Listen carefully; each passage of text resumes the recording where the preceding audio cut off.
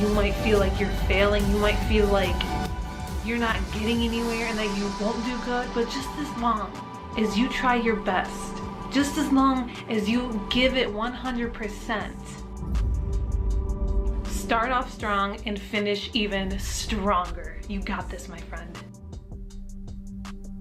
If I could go back and give my younger self just one piece of advice, what would it be? Never give up. If I could give anyone just one piece of advice, what would it be? Never give up. It's so sad to see so many people give up on the life they want to live just because of the need to fit in. Fit in with parents, fit in with friends, fit in with society. Too afraid to dream of how great life can be because life and others have offered plenty of examples of what can go wrong. Plenty of examples of how hard life is, how much of a struggle life is. Well, I don't buy that. I believe everyone is capable of creating the life they want. I refuse to believe we are stuck. I refuse to believe in limitation. We are capable of anything,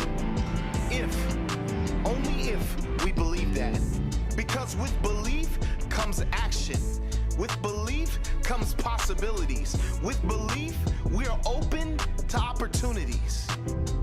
When we refuse to give up on our dream, when we seek to find examples of those who have achieved the life they want, when we want to learn how we can make steps forward every day, when we are open to learn more, when we are willing to work for it, when we trust our intuition and follow our hearts, when we have the courage to trust the universe and reach for the sky, well, then anything is possible. If you believe it, you can achieve it. If you can dream it, there's no doubt you can be it. Believe in yourself. Shakespeare said, our doubts are traitors and make us lose the good we oft might win by fearing to attempt. Hey, what's up? Oh, yeah. See, most people fear failure so much they don't even try. Hey, we in here. What's up, oh? Getting motivated, getting ourselves right for the day. Hey, I hope you get a chance to stick around for this episode. It's sure to be interesting. I promise you. Therefore, they fail by default. Achieving anything of significance in life will never be easy. But the only way you can guarantee not achieving anything is if you never try in the first place. You do not know what is going to happen in the future. Anything can happen if you believe in yourself and are willing to learn how to make it happen. It might not happen right away. It might take you longer than expected. But if you are committed and maintain belief that in the end you will achieve your desired outcome, you will achieve your desired outcome. Never give up. Never, ever give up.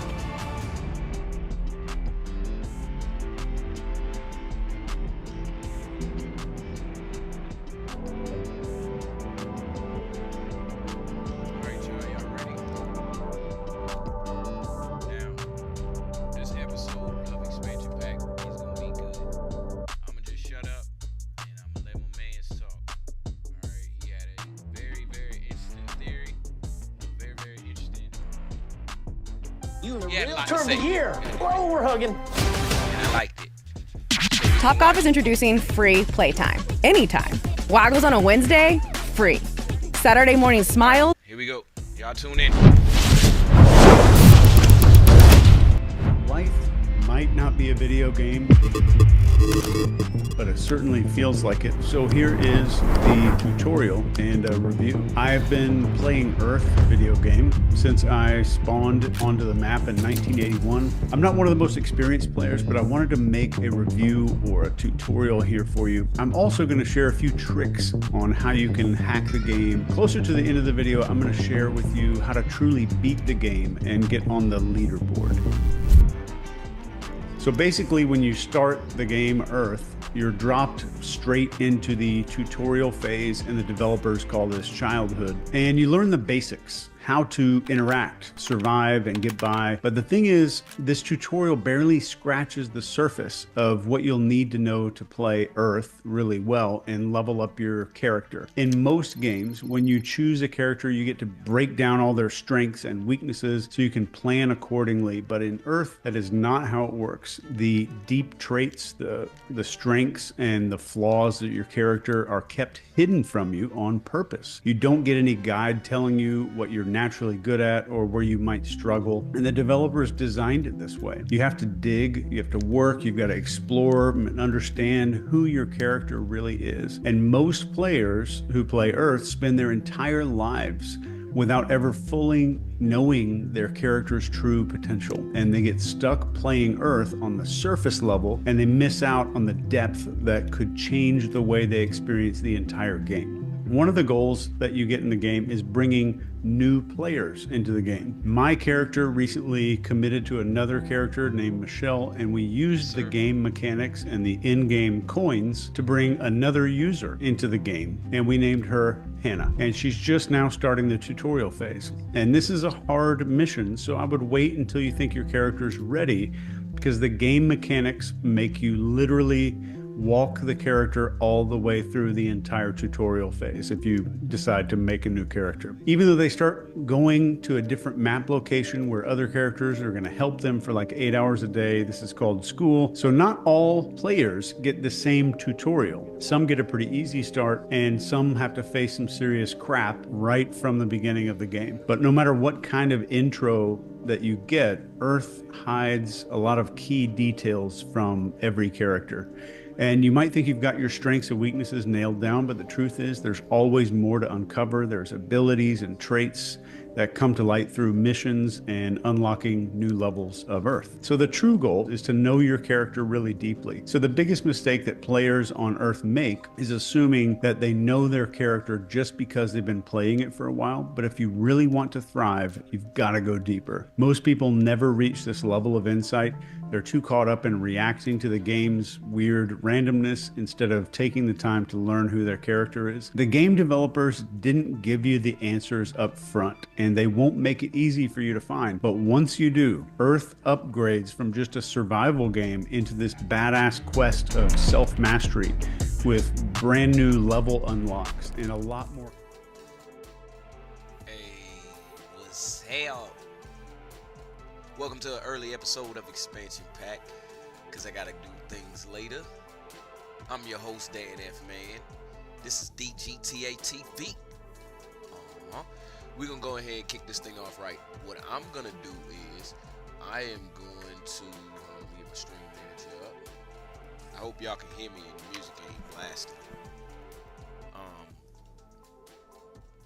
What I'm gonna do is I'm gonna get the motivation started for the day, and let me check this out.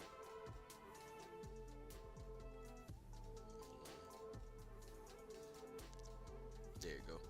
I'm gonna get the motivation started for the day for y'all, and we're gonna go from there. Let go. Hey, look. Hey.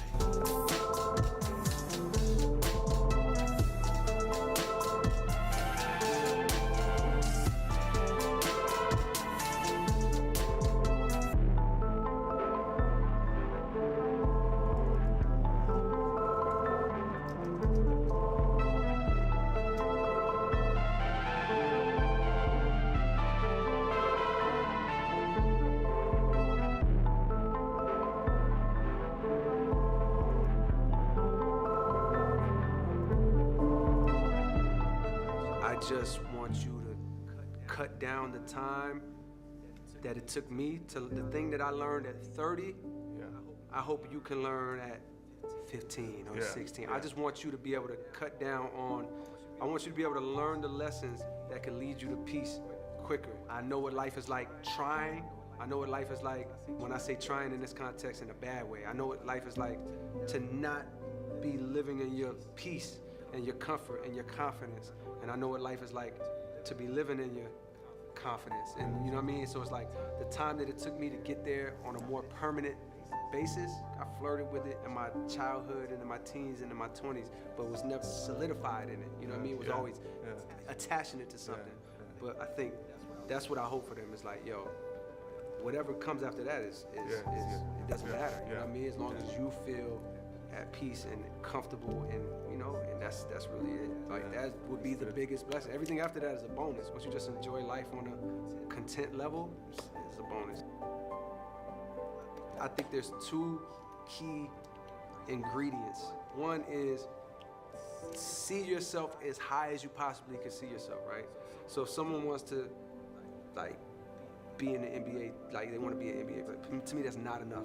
There's a wide range of NBA players, right? There's an NBA player that never saw the floor. You know, he sat at the end of the bench his whole career, and they never re-upped his contract, and then he had to go fight in the G League, and boom, boom, boom. He was in the NBA. LeBron James is in the NBA. Who do you see yourself as? And there's no right or wrong answer. Clarify and define your vision for yourself in the highest possible way that you can see it. Do you want to be a 12-time All-Star? Do you want to be a league MVP? You know, you want to set the three-point shooting record? Be as specific and see yourself as high as you possibly can, right? That's your first job, is to see it as high as you can see it. Be delusional even, to the point where to where your mind, right at the apex of what your mind believes is possible, maybe push past that even a little bit and define it. And then number two is like believe it. You know what I mean? Like see it all the time and believe it, and whatever you gotta do to protect that belief. My version of protecting that belief was I wasn't sharing this. I wasn't even telling my mom. She knew I rapped. She knew I did music. I'm not even gonna give my own mother the chance to try to bring me back down to reality. It's not gonna happen. You know what I mean? Like, not gonna happen. So number one, dream as high as you possibly can. See yourself. Not even dream. See yourself as high as you possibly can. Define that. Don't just say I want to do such and such. Because if you mess around and get such and such, you're gonna be mad that you didn't think about higher. There's a lot of people that do that. They're like, man, why didn't I think about being this instead of just this? Because at the time you thought just this was it. But do the thought work and see where you really want to be. You have to do the work, and because you love it, it's not always gonna feel like work, but sometimes it is. I'm sure there's times where Steph is in the gym or like waking up and it's like, I don't really actually want to go strength train, or I really don't want to go put these shots up. I'd rather chill with the family, but I'm gonna go do it because I know my ultimate goal is championship. My ultimate goal is X, Y, and Z, so he goes and does it. And then within the work, he probably finds joy when he's there. I'm assuming, never had this conversation with him, but I'm assuming while he's putting up his shots, while he's working on his moves, while he's doing strength, he finds the enjoyment and the presence in it. But it's still work. You know what I mean? Like, it's still work. So those are like the three things that I would tell anybody, whether they're 10 years old or 30 years old. You have to see yourself in the highest. Yes, sir. And Yes, the world sir. will fill in the rest. Yes, sir. Persistence is important because let's say you want something really bad and you keep trying and you keep trying and you keep trying, and on the 10th try you don't get it still, and then you say, okay, it must be a sign that I need to stop doing what I need to do. But what if you didn't know that on your 11th try you would have made it? You would have made it happen and got what you wanted to get. So I feel like persistence is important, because if you really truly love something and you truly believe, you should just do it for the love, and you don't get to where you're going, you still were doing something you love. So persistence is very important, for sure. Getting out of your comfort zones is the fastest way for growth. It's hard to grow when you're comfortable. You're not stretching yourself, you're not stretching your limits, you know, you're just in your comfort zone. So when I left a small city in North Carolina, 200,000 people, 150,000 people, and came to New York with 8 million, 10 million people, I was for sure uncomfortable. But just like you interviewing Jay-Z, I felt some nerves, but more importantly, I felt focused and I felt ready for the task. So I had to get out of my comfort zone to make it happen. So when I did those numbers, 220-some thousand or 217,000, nobody expected that. Nobody in the industry expected that. I didn't even know I was gonna do those numbers. And what that was just a result of consecutive, non-stop touring, and also a combination of releasing free projects, which was really albums. So you take these mixtapes, these classic mixtapes, mixed with my touring, you develop a real fan base. Well, I'm going to Toronto and I'm selling it, and it's 4,000 kids in Toronto. Or I go to LA and it's 3,000. They don't see that. They didn't know if that translated to sales. So what we learned is a real solid fan base is way more important than a record at radio in the club. I go in the club and I hear a million songs from this rapper, a million songs from that rapper. That rapper can't sell the records I sell because he's not connecting to the people the way that I am. He is on the radio and he is when they want to party, but in terms of touring, in terms of saying the things that's going to affect their lives, in terms of an emotional connection, feeling they don't have. I'm letting my mind like run the show, which is fine. I don't want that to happen for myself. You know what I mean? I don't want to be like a slave to my thoughts. You know what I mean? Like, and I feel like that's how I've been living my life, being like a slave to like my thoughts. And 98% of my thoughts ain't even my thoughts. It's something I seen on Twitter, heard on TV, something my mom told me when I was younger, something somebody else said me. So these thoughts are like fears and worries or like just ideas from other people. And it's like, that stuff is controlling me. The society we live in. We live in this system, and that's why I was trying to say earlier, it all comes down to this system. Anybody will do, for the most part, anything for the money. And I don't just mean people that's pimping themselves out on TV or even really just, selling their bodies. I'm talking about people that go to a job every day that they hate. You sold out too. We all sellouts. You selling out. You're going to something that you don't like so you can live and survive. To me, life don't feel like it's supposed to be like that no more. You know what I mean? It don't feel right. I feel like somebody's time gotta be worth more than $8 an hour. You spend your whole day going to work, 8 hours out of your day. Day is only 24 hours. You're gonna sleep 8 of those. So right away, that's 16 hours. Half of your day is making $8 an hour. Even if you get 15 an hour and they trying to raise minimum wage, like what, to 15? An hour of my life is worth $15?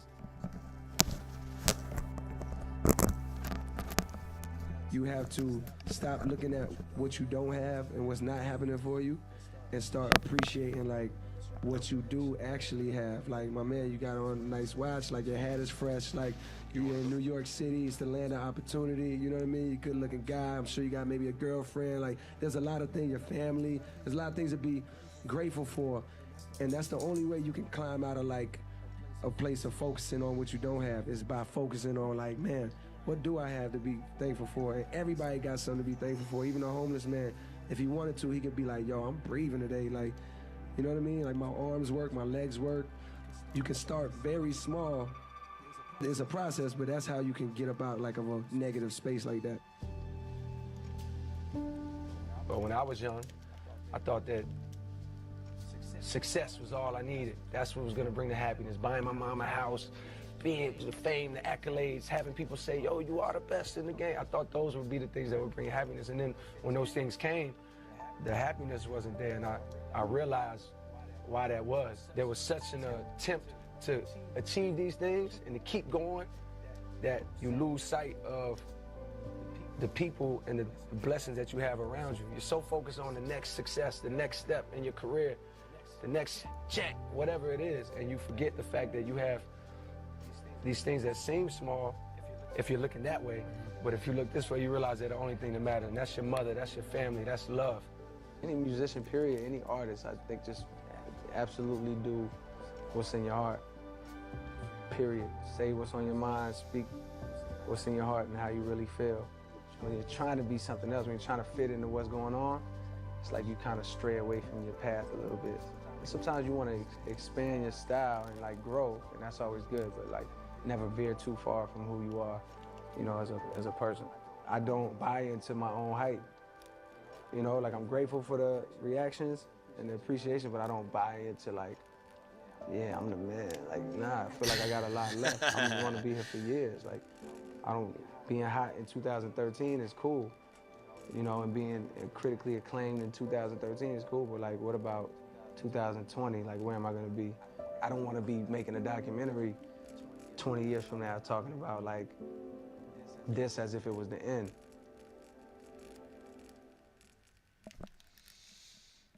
Yes, sir. Yes, sir. Okay. Now that was good. That's a good way for them to bring up the end. I don't listen to people that I can't learn from. So I don't listen to interviews of artists that don't have no value. All right. So we going back to our playlist, and we still going back in time. So let me go back to the playlist. And Think your taxes are simple? You could Let's see what video we was on. Let's see where we stopped at yesterday.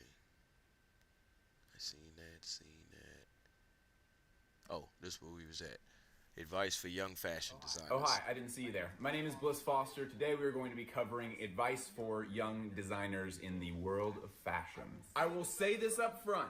I am not a fashion designer. I am extremely passionate about fashion. I know a lot about fashion. I study fashion every single day, but I do not have a degree in fashion, and I certainly do not know how to make clothes. However, I have talked to a few thousand of you on Instagram and other social media platforms. I am exposed to tons of young designers who are just getting their start, and I've also spoken to a lot of people who have been in the industry for decades. And especially through the part of that where I'm talking to a number of you who are just getting your start, there's a couple of patterns that I've noticed that if we address those, I feel like we can make your life as a fashion designer a little bit easier for you. Like I've said, I've talked to a ton of you that are just getting started out. I've seen a lot of your work. I've seen the experiments that you're doing, the projects that you're working on, and you're awesome. You're great. A lot of you are working with very few resources, not a lot of money. I mean, the standard thing that gets talked about in the industry is that to start a fashion brand, you need a minimum of $100,000. And many of you are just going for it anyway, which is fantastic. That's perfect. I admire the ingenuity. I admire your passion. And most of all, I admire a lot of your work. I've seen so much of it, and it's so, so good. I want to make things easier for you. So please don't take any of this as this is criticism. If Bliss has looked at my work, he actually thought it was garbage. I don't think that that's true. I truly am trying to make it so that you can win as quickly as possible. With that said, we're going to divide this up into a few major pieces of advice, some good nuggets, and then we're going to fill that in with some other little tidbits that'll hopefully be helpful as well. The first major piece of advice is going to be the one that is the most difficult to swallow. Are you ready? Here we go. You need to get the basics down. A lot of young designers that I've seen are immediately jumping in and trying to design these really crazy garments, these asymmetrical things, something that is inspired by Rick Owens or something that's inspired by the Lumps and Bumps Comme des Garçons collection. And that's great. That stuff is the reason that a lot of us got into fashion in the first place. We see something like this on a runway and we're like, that's incredible. I want to make my whole life about that. And it's really, really tempting to see something like that and then to start sewing for the first time and to immediately start making some wild fantasy of yours come true. Here's the reality of this. If you want to make fashion a hobby that you do occasionally in your free time, that's great. Make wild and crazy stuff, goof around. There's no pressure and there's no time limit on anything. Just do whatever you want. If this is something that you want to become your career, you need to learn to get the basics down. If you don't know how to draft a pattern, you need to learn how to draft a pattern. If you've never cut things from a pattern before, you need to start cutting things from patterns. If you're not able to take measurements off of somebody and then make them a plain pair of chinos and a plain jacket that both fit them perfectly, you do not need to be focused on crazy asymmetrical runway looking fits. Drafting patterns especially is something that requires math and engineering. It's very, very difficult to do, but that is not something that's out of your reach. There's a lot of fashion designers that taught themselves how to do it with very little outside help, and now is the absolute easiest time to do that in the history of humankind because you have YouTube videos and you have people on the internet that you can reach out to and ask for advice. But if you're not able to go to your dad and take his measurements and then cut out a pattern from pattern paper, cut out your own pattern, and then using that pattern, cut out fabric pieces, and then sew together yourself with a sewing machine a final piece that is just a pair of pants and a jacket that fit him perfectly.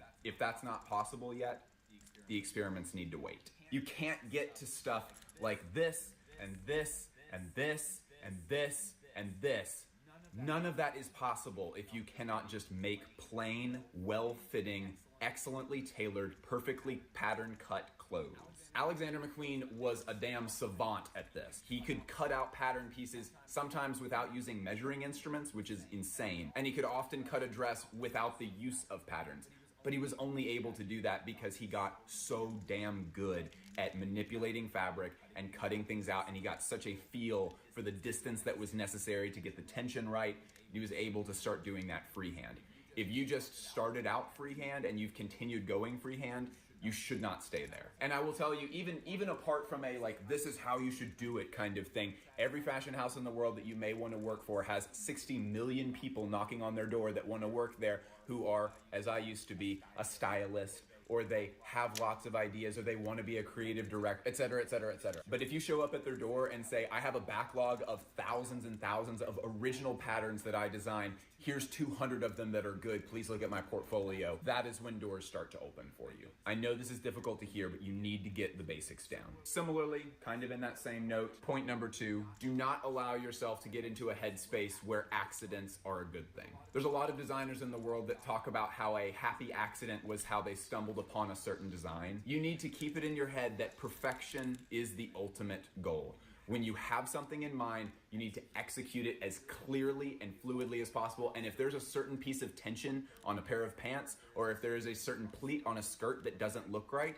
do not think of that stuff as acceptable. If something didn't go right, you need to take that as an opportunity to learn more about the technical side of it and understand why it wouldn't go the way that you wanted it to go. Once you fully master the technical side of all of this, that's when you can start opening your mind up and saying, like, is it possible that these negative things, these things that I can't quite get right, is it possible that there is something beautiful in that I haven't been able to see before in the original plan? But until then, and especially while you're just experimenting at home, you need to be ruthless about perfection. Rick is not able to send stuff like this down the runway by saying, oh, well, you know, it actually like kind of stuck out like that and I ended up really liking it, so we just kind of went with it. You can bet your ass that they knew exactly what they were going for when they made this look. There was nothing about the finished product that was different than the way that they had it sketched out and the way that it was on pattern. Be ruthless with yourself about details. Hold yourself to an extremely high standard. Next item, kind of a mini item here. If you already find yourself in a place where you are technically pretty advanced, you've really mastered those basics and you are ready to move on to kind of more intermediate or advanced stuff,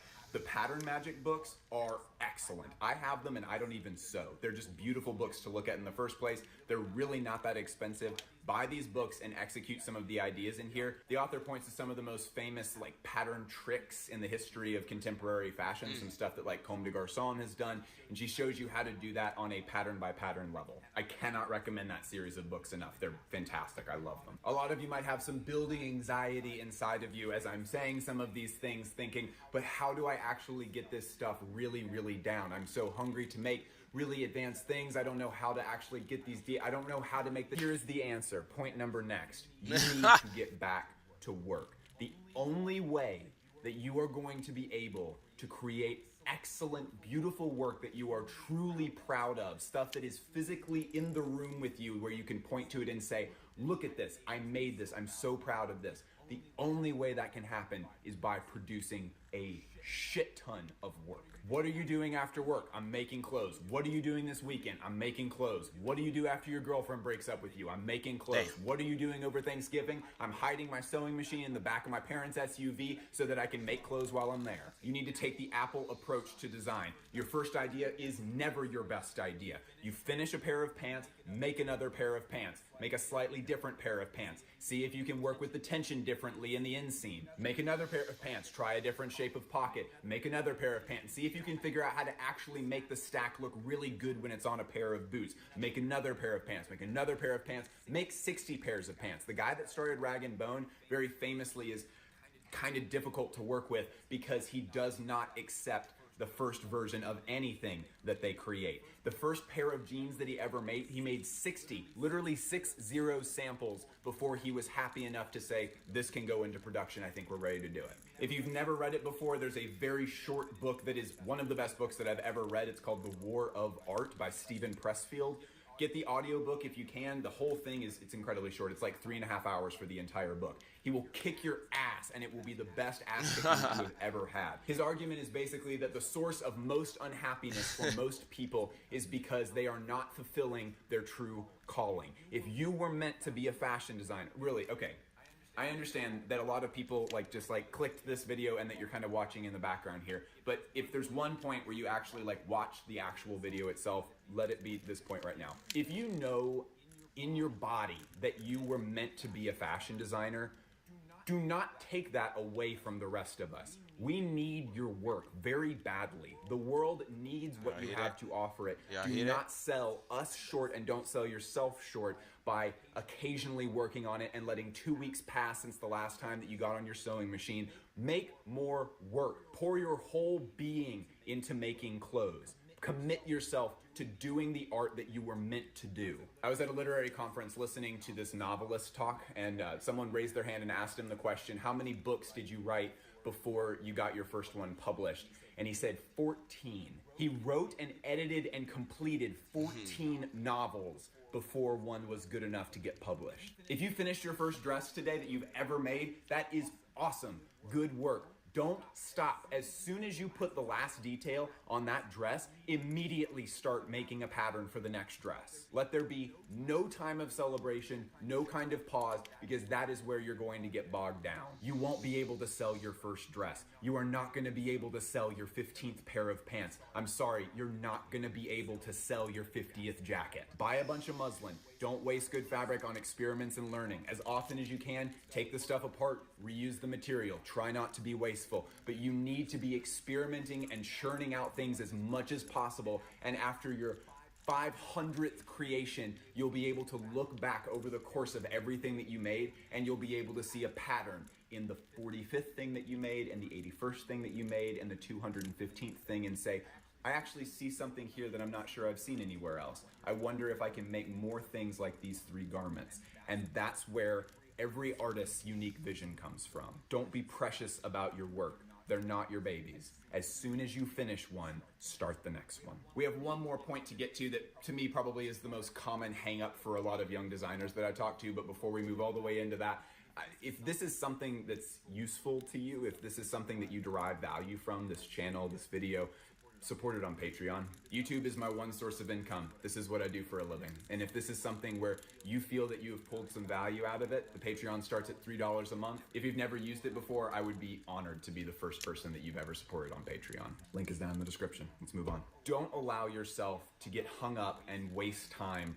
on details that do not matter. And most of those details, this is gonna be so weird coming from me, most of those details revolve around branding. I love branding. I think it's a modern art form. I think there are brands that do that so exceptionally well, and that's kind of the thing that gives a lot of fashion brands the oomph that makes them worldwide established sensations. It is important that you do this in the correct order. If you're in the place on your career path where you're saying, damn, I really do need to focus more on pattern cutting, or I really should learn how to just make a normal jacket. That is not the time for you to be obsessing over what your brand name is. That is not the time for you to be really fixated on what the logo is. The logo and the name of the brand can literally be the last thing that you do. Your Instagram presence, that will come when it's time. The nuances of the tag that you're gonna put in the stuff, that doesn't need to come before you figure out how to cut your own patterns. Please do not soak up time doing things that feel like work but are not work. The people who are capable of producing absolutely incredible stuff are usually very smart people.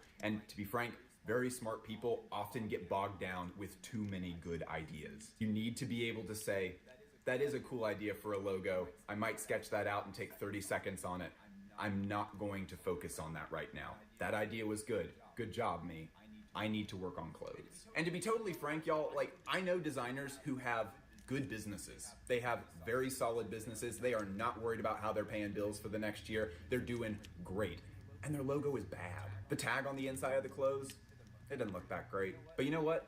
The clothes are dynamite. And because they're well made, they have a really big, very committed client base. And that's because every time they had an incredible idea for a good Instagram post, they said, I can't do that right now, I'm sewing. Focus on what is important. I hope this was helpful, my friends. All I want for you is to be able to bypass things that I know tons of artists, and I myself as someone who does content creation, these roadblocks are very, very easy things to get caught up on. You need to get the basics down. You need to be a perfectionist about your own work. You need to get back to work. Don't focus on things that aren't important. Go get the audiobook for Stephen Preston. All right. So, as you can see, these videos that we've been watching through the course of this time here on Expansion Pack has been very, very useful. Let's watch another one.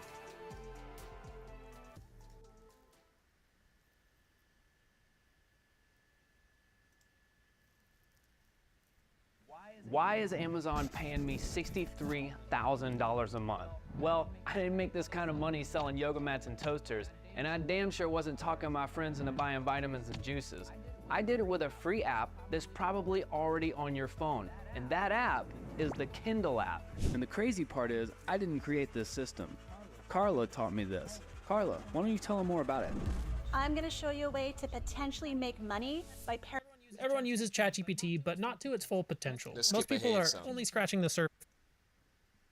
Actually, that's the prompt I've used. Here's one I think most people won't know. I'll generate an image. This is another prompt using the memory feature that Linus Ekenstam posted, and I thought it was fun. Based on what you know about me, draw a picture of what you think my best possible life looks like. There it is. That is pretty accurate. And the part I wanted to show is you can have ChatGPT upscale and enhance images. I'll use this prompt, upscale this image, keep everything the same, but sharpen and enhance the details.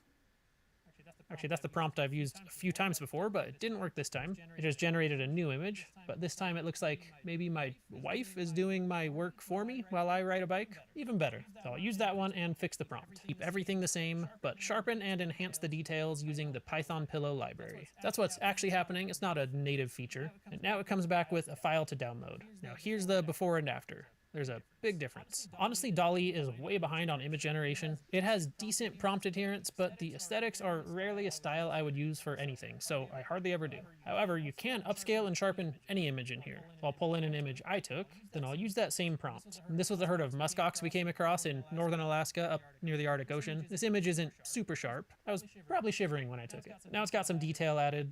Or here's another example. This one's from Midjourney. It helps a lot with that one. And since it's using that Python library, you could also change the colors or adjust the contrast, all sorts of changes like that the same way. And also with images, you can inpaint to remove things or add a prompt to change them. As you can see, that doesn't work great, but it can be helpful for small changes. And most image generating or editing can be done much better elsewhere, like Midjourney, Leonardo, Ideogram, Adobe, Flux. OpenAI is pretty far behind in that regard, but I wanted to show it since it's in here. I do use it every once in a while. If you haven't tried the new voice mode yet, try it. It is amazing. I don't typically like using voice for things like Siri voice memos or anything like that, but ChatGPT's voice can be super convenient. What are some of the main benefits of using voice mode with you? Voice mode offers hands-free interaction, which is great for multitasking, like when you're hiking or driving. It also makes conversations more natural and allows for real-time feedback, which can be especially useful. Yeah, the hands-free part is really nice. I actually had you help me make a new schedule for myself while I was on a hike the other day. What are some other use cases like that? That's great to hear. You can use voice mode for taking notes on the go, getting quick answers to questions, practicing language skills, or even brainstorming ideas hands-free. It's also helpful for hands-free control of devices, like setting reminders or sending going messages. hands-free and just brainstorming while I'm driving is awesome. That's another good one. Another that I like is to have you listen to me present information about something that I learned, and then you can critique me on it. It's a great way to reinforce the learning and also get better at teaching. Absolutely. Presenting what you've learned and getting immediate feedback can really solidify your understanding and refine your teaching skills. We could cover a lot more, but just keep voice in mind and you'll come up with something that's relevant to you. Most people know you can also upload images, which is incredibly useful and I use all the time for identifying things, problem solving. I assume most people in school are answering all their homework this way, so I won't spend too much time on that, but I will link to a paper below that OpenAI released. I've covered it before, but it has all sorts of vision use cases, like identifying landmarks from obscure angles, recognizing food dishes and giving a recipe for them, understanding medical imaging, understanding jokes and memes, figuring out complex diagrams, recognizing emotions, or this one where it knew these were South Park characters. Very impressive. Word. In addition to images, ChatGPT can also take in PDFs to analyze, summarize, and extract key points. What are the key revenue trends in this report? There's standalone paid tools that charge for this, but you can do it right within ChatGPT. You can also upload files for debugging, reviewing, or enhancing code. Okay, thanks. Another really useful one is uploading spreadsheets or text files for data analysis. It can perform calculations, visualize data, or find trends. It does this incredibly well. Here was a data set I got from Kaggle that had different types of info about 721 Pokemon. Although everyone knows the original 150 are the only ones that matter. Right. Well, 151. Analyze this. Do you notice anything interesting? Right, it has some great observations, but where it gets really useful is visualizations. visualize this data in different formats. Now it comes back with a bar chart, pie chart, a stacked bar Okay, chart. I'm done. So I can't show no more. I can't watch no more. It's overwhelming how much it can do. Next. If you're thinking of going back to school to get a new job so you can earn more, don't do it. This video is dedicated to the neglected people of the world. The untold truth about the people of hard work, little pay, and no appreciation. These men and women are the muzzles of the world. They are the pizza delivery guy, dog walkers, babysitters, nanny, Uber drivers, Amazon's delivery drones, bartenders, gardeners, street sweepers, windshield cleaners, janitors, security officers, cameramen, editors, stockbrookers, secretaries, nurses, teachers, personal assistants, mechanics, plumbers, bricklayers, carpenters, storekeepers, painters, drainage workers, laborers, receptionists. The list goes on and is far from exhaustion. These men and women are the backbone of the society. They form the pillars on which civilization is built, and they are the invincible grease that ensures the smooth running of everyday's activity. They dig, they clean, they hammer and juggle things around to make our lives better. Yet, they are never treated fairly by their employers. They receive far less compensation compared to the time and effort they put in their work. The reason for their ill treatment is best known to their employers. Talent is not evenly distributed for the sake of establishing a codependency between humans. That is why we need janitors to cater for the environment and CEOs to run things smoothly in the cleaned environment. Some people work at these menial jobs because of unforeseen circumstances. Others are naturally built for this kind of work. Some will go as far as declining offers for better jobs just to do these menial jobs because it makes them happy. For this reason, we sometimes mistake them for second class and treat them like second class. We are equals.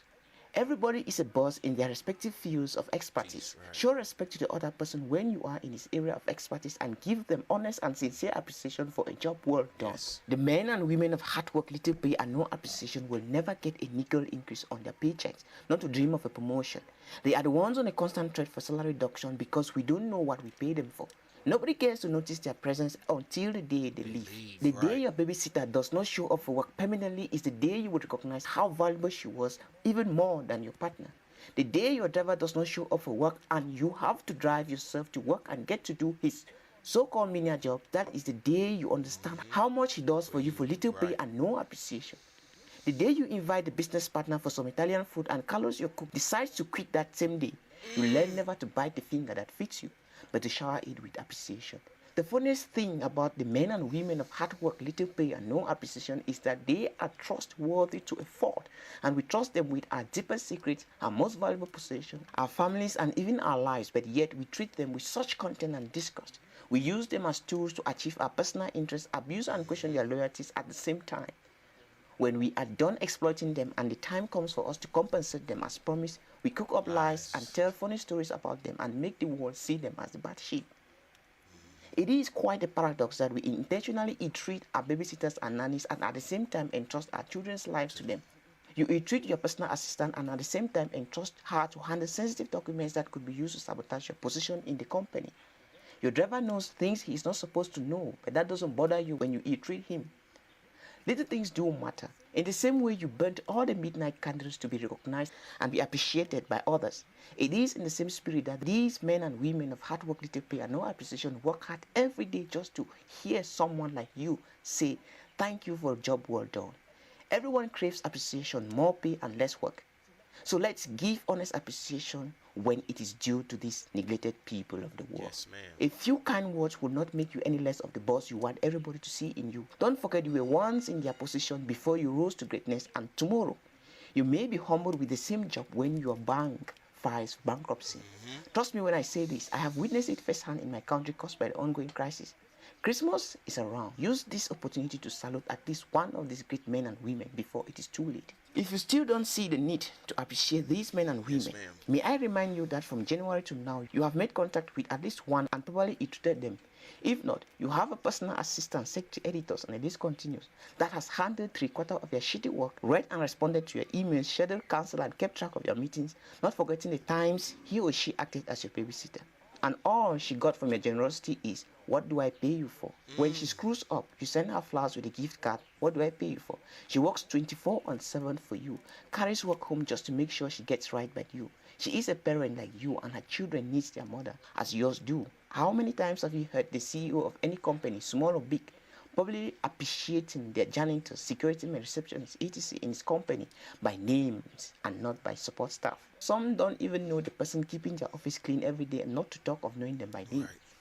How does a CEO of janitors sound to your ears? The day you start to sincerely appreciate the good deeds of these people of hard work, little pay, and no appreciation, that will mark the beginning of a trouble-free world. Thanks for watching. Don't forget to like, subscribe, and Yes, share. ma'am. Did I not? See you in the next video. Like, Bye. and subscribe. Hope I did, cause that's my girl A short right time there. ago, So I'm gonna tell you what it in a is for land today. far away, How many a times bag it was gonna be? born, named for. What a man can do, a woman can do better is a statement that applies best to Sigma females. They are able to take on any job they set their eyes on, even the so-called manly jobs reserved for men. The Sigma female is picky when it comes to exchanging her time for money. She goes for the highest bidding job that gives her the liberty to soar like an eagle. 9 out of 10 times, the Sigma female will choose to be her own boss, working for herself, and the one time she lands a job, it's a job she is passionate about and would likely stay at it for a very long time. The staggering statistics about job satisfaction reported by Sigma females is old news, and the new news is that you would never find a Sigma female working as a receptionist, a sales rep, a secretary, or a waitress, and the list continues. The following are some Sigma hobbies that has made her anywhere between 6 to 7 figure income a year. Before I continue, I want to get your opinion on this. I am thinking of tweaking the content of this channel in the nearest future, and I would like to know what other topics interest you after you hit the like button. She loves to look for clues and patterns and would naturally fit into any kind of investigative job, as she wouldn't hesitate to abandon the real world in pursuit of a lead. What makes a Sigma female a good investigator is her open and single-minded nature and her inability to twist facts. She can turn her hobby of clues and searching patterns into working as an investigative journalist in the papers, as a reporter in the radio, or as a TV host of hard talk shows. Honesty to this lady is a virtue, and she sees the papers, radio, and television as an outlet to stake her claim, by speaking for the masses and revealing the truth as it is. The truth is bitter, and yet it must be spoken as far as Sigmas are concerned. So long as she has her facts correct, nothing can hold her back from telling, even if it would cost her her neck. She loves to tell the truth as it is and wants both sides of the story to be heard, so that the masses be given an equal opportunity to choose which side of the story to believe in. The Sigma female loves to travel and enjoys jobs that present her with the opportunity to travel the world, learn new things, and meet many new faces while working. Working as an explorer, freelancer, naturalist, environmentalist, or conservationist are jobs that satisfy her curiosity to learn, visit new places, and discover the unknown about cultures and people. Female Sigmas love to journal, draw, or paint from time to time, depending on which they love most. As artists, writers, painters, sculptors, DJs, music or film producers, the best way for these Sigmas to express what is on their imagination and earn a living from it is on a blank sheet of paper or a white canvas. Arts is a complex discipline that the Sigma female understands. Her drawings and paintings are covered in deep emotions, expressing how she sees the world and how the world sees her. Sigma females love to plan, and most of them make a living in the field of event planning. They can plan anything that needs to be planned, from wedding plans to surprise parties. Even if she is not a professional, get any Sigma female you can if you can afford a professional event planner.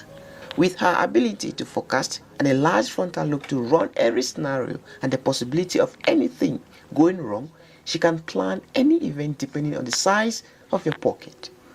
The Sigma female loves to read, and a library to the Sigma female is paradise on earth.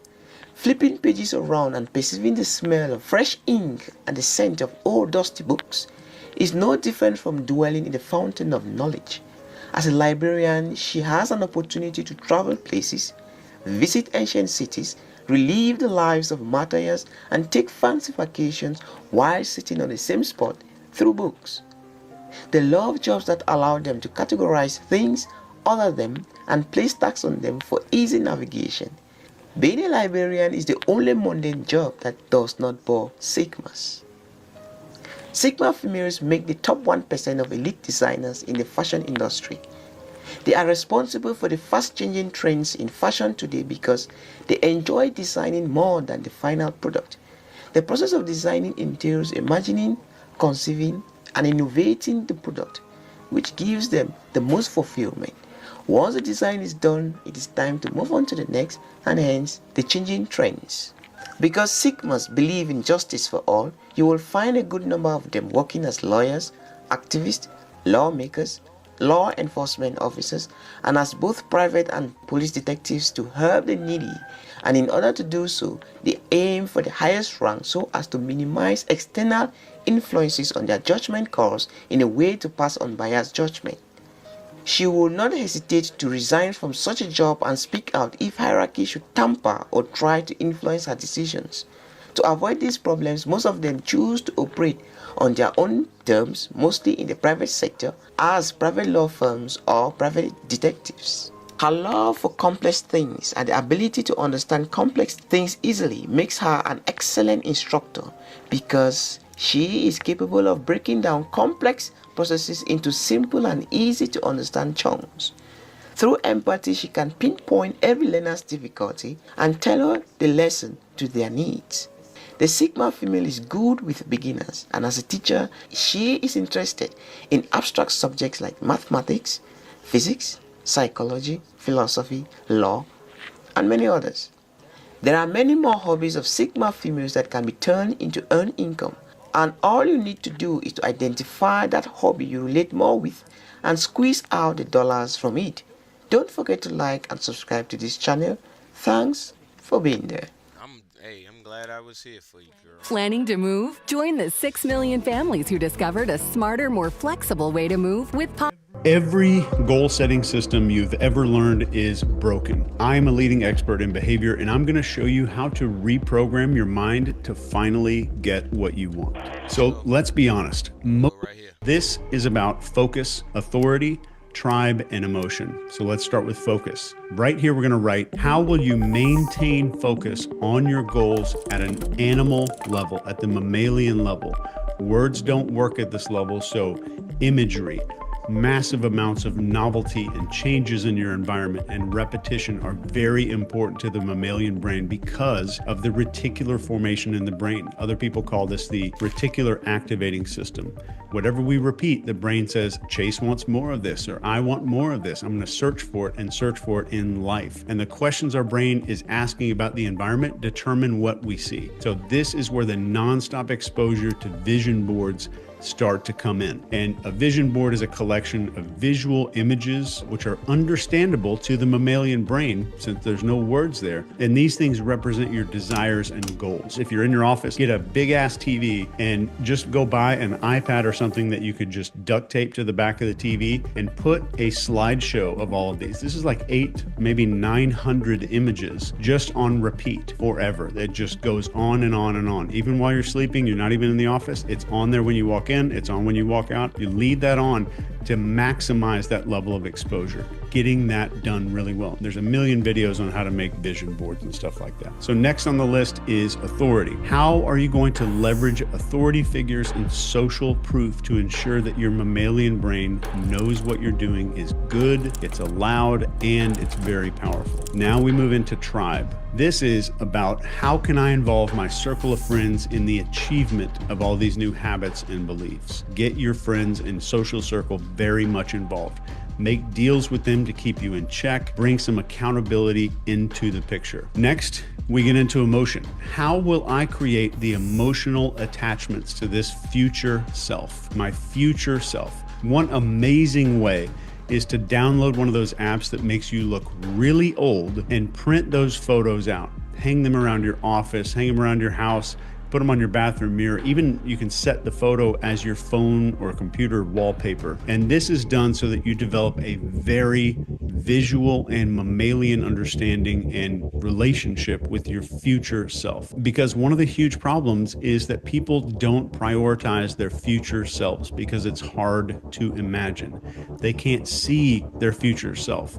So we make this happen. This is also another entry point for your vision board. So the more imagery you have on there, the more powerful the emotion's going to start to seep into the mammalian brain, which is going to start changing your worldview and your life. The mammalian brain is where it's at, not the words and all this stuff with the human brain that we always hear about. So the 3 highest leverage new habits to adopt is the next step here. Right here, we're going to develop a deeply powerful list of the most impactful and meaningful new habits that can start and enable all the other things to happen, just like dominoes. Remember that starting a habit only requires discipline for a short period of time. Once it's a new habit, you don't need daily discipline anymore. So keep in mind that it's okay to start small on these habits, and there doesn't need to be some massive shift right away. It might be waking up early, maybe an hour early to get things done, or buying more healthy food, or going on walks more often, practicing mindfulness, meditating, therapy,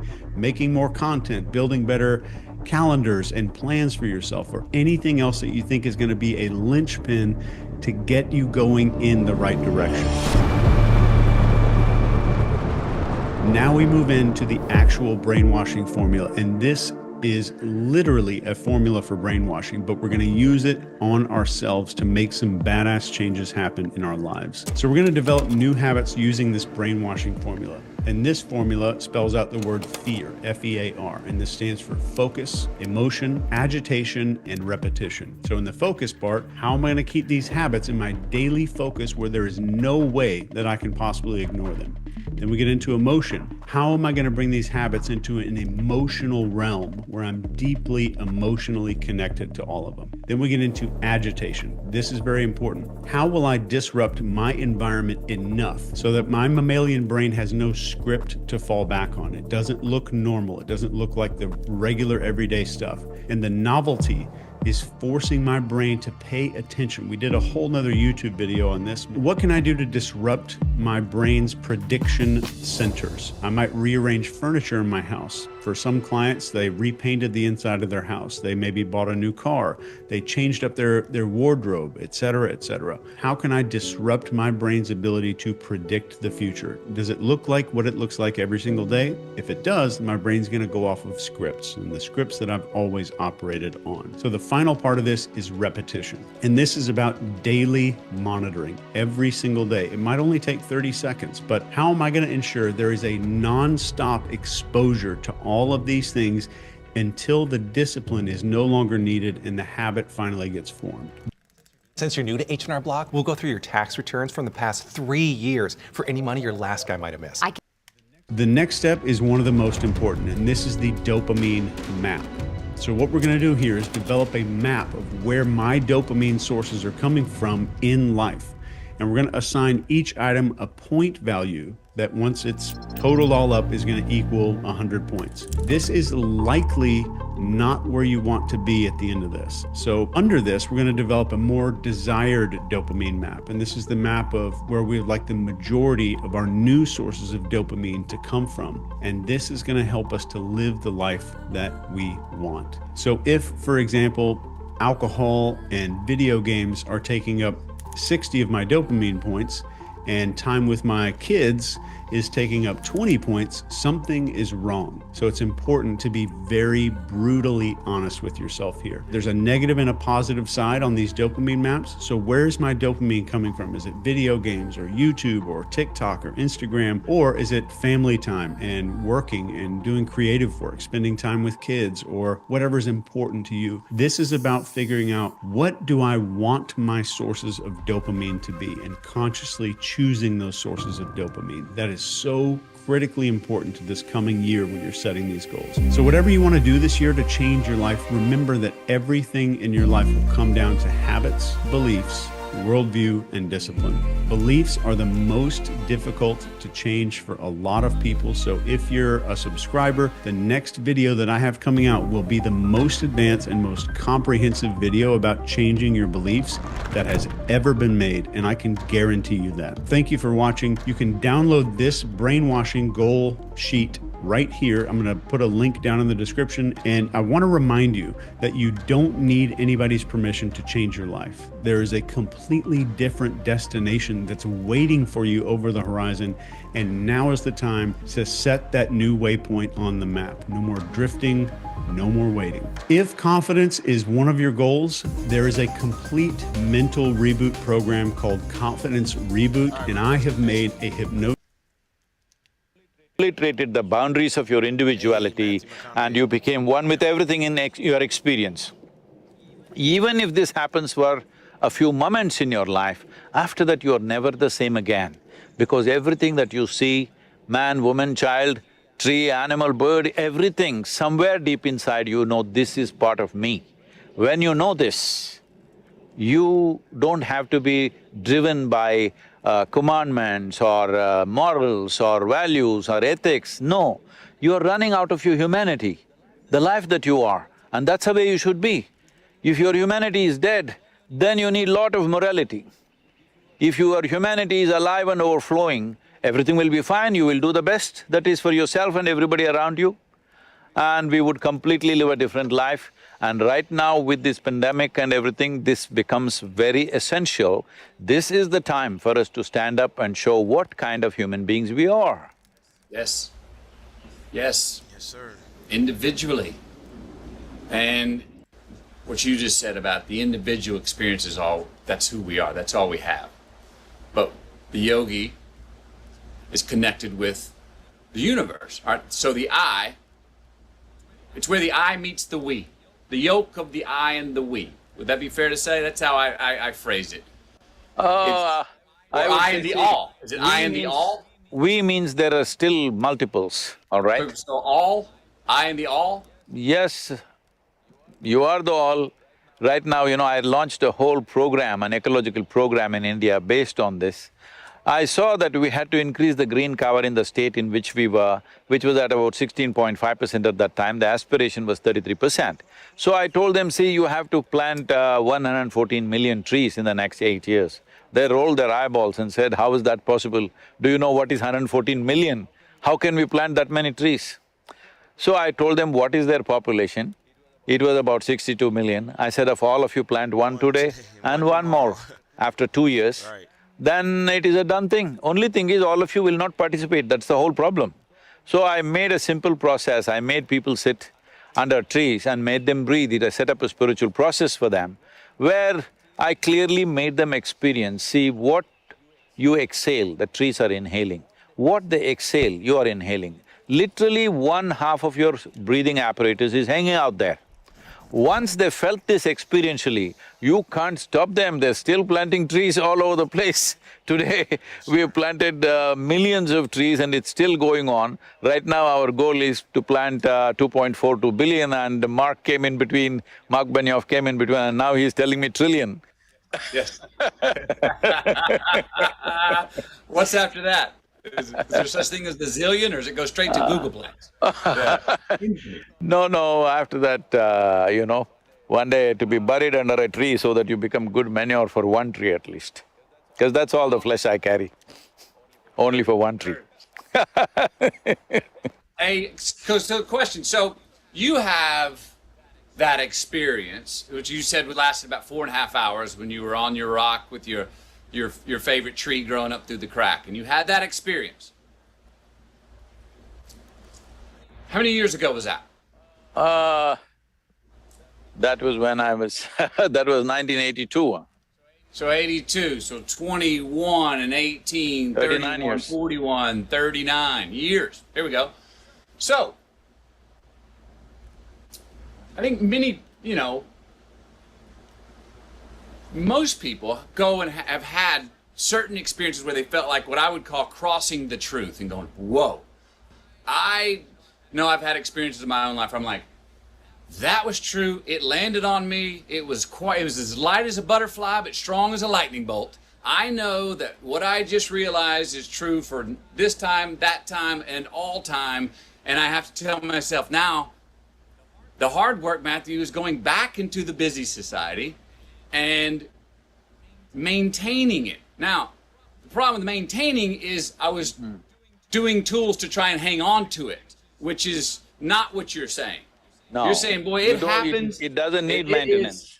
It's not You're maintenance. not maintaining the sky, are you? Nope. You're not maintaining the sky. So in our perception, in human perception, boundlessness means the sky. Boundary means the planet, in a way. Okay. So when something really boundless, you cross some limits. See, so many people, especially maybe not so much in Texas, I don't know, but more in California, I'm going there in a few days. Everybody talks about how they broke their barriers because they smoked this, because they drank this, because they did this. See, all this is fine, I'm not saying it's not genuine. See, it can be induced in so many ways, okay? You can simply do it if you just dance yourself crazy, like you know how the Native American people were doing. They were just dancing themselves into states where literally bordering on life and death kind of dance. But because of that, they broke through. But these kind of things if you do, you will have experiences. Definitely it may bring some sense of wisdom, but it'll also get you addicted to that particular activity. If any that particular activity, maybe a dance, maybe a drug, maybe a smoke, whatever it is. I'm saying if you create any experience within you with a certain physical activity, naturally you will get addicted to that physical activity. It may be alcohol, it may be drug, it may be sexuality, it may be adventure, it may be jumping off the mountain. For different people, it may be different things. But essentially you will get addicted to the activity because you see that activity as the source.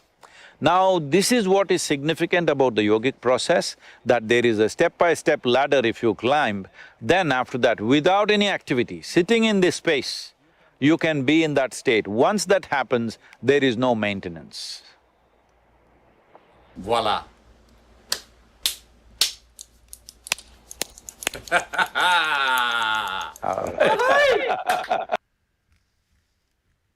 I'm done spending an obscene amount of money on takeout every week. Done. I'm getting back on track with Factor. Fresh, never frozen meals. Good morning, Hank. It's Tuesday. Recently I went to the hand doctor because my hand isn't working totally perfectly, and he was like, hey, do you remember when we talked about you not signing your name so much and then you signed 250,000 copies of your book, The Anthropocene Reviewed? And I was like, yeah, but that was for work, doc. And the doctor was like, was it? Was it for work? And I was like, look, doc, the heart wants what it wants. Anyway, long story short, I have a few problems, but one of them is arthritis, which is terrible news, but does have a silver lining, which is that I get to add to my catalog of itises. I'm a heavily itised person, like over the years I have or have had orbital cellulitis and eosinophilic esophagitis and viral meningitis, not to mention the normal itises, sinusitis, gastritis, etc. But in this respect, I am of course not unique. In our lives, most of us will become extensively familiar with itises because we have been invited to a very strange party where you get to have a consciousness, but it's made out of meat. Sometimes people ask me why I write so much about illness and disease and our historical responses to them, and I guess my question would be, why isn't everyone writing about it? As Virginia Woolf wrote 120 years ago, considering how common illness is, how tremendous the spiritual change it brings, it becomes strange indeed that illness has not taken its place with love and battle and jealousy among the prime themes of literature. And not just in literature, historical narratives also tend to focus on kings and wars and political philosophies and whatnot, but disease is a terribly important historical force, maybe the most important one. Like, it's almost certain that in the last 2,000 years, more people died just from tuberculosis than died from all wars combined. And before you think like, oh, but that's ancient history, no, more people died last year from tuberculosis than died in war, and every year going back to World War II. Around 93% of all humans die from disease, a phenomenon so common that we attribute these deaths to natural causes, although for the record there is nothing natural about the fact that people die of cholera in Haiti but not in the United States, or the fact that poor people in the United States are almost twice as likely to develop heart disease as rich people. And so I write about disease and our responses to it, from OCD and turtles all the way down to plague and the Anthropocene Reviewed, because there is this terrible and strange circumscriber of consciousness, and I don't think we're talking enough about it. And also the way we talk about it matters. Like, let me give you a weird example. Itis means inflammation. And so as a suffix, itis refers not to the bacterial or viral infection itself, but to the body's attempt to deal with that infection, or in the case of autoimmune diseases like esophagitis, the body mistaking healthy cells as threats. And this is really interesting to me for somewhat personal reasons. Like, I got orbital cellulitis because bacteria invaded the soft tissue between my eye and my brain and then began spreading out of control. But the name orbital cellulitis doesn't translate to like staph invaded your eye socket. It translates to your own white blood cells caused swelling behind your eye. In this and many other ways, we tend to describe disease and illness as failures or insufficiencies of the body rather than literally inevitable side effects of having a body. And so even in these extremely subtle ways, we are prone to imagining disease as... Hearing him say that again, just, it made me feel some type of, well, feel good. Well, made me realize that he right. He right. Disease is just like one of them things that if you was here, if you here, you have it. If you're not here, you don't.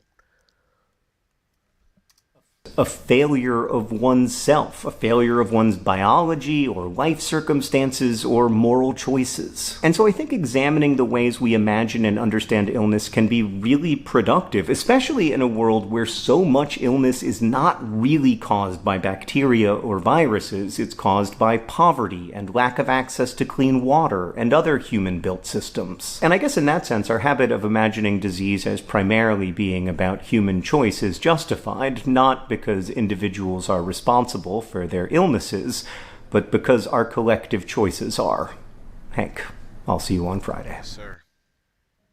Okay, so let's go back to the complexity problem. See, I actually think it's in some sense, it's the fundamental problem. When you read about the terror management theorist types, they think that death is the fundamental problem. And that's a good argument because it's definitely a fundamental problem, but I think it's a subset of the complexity problem.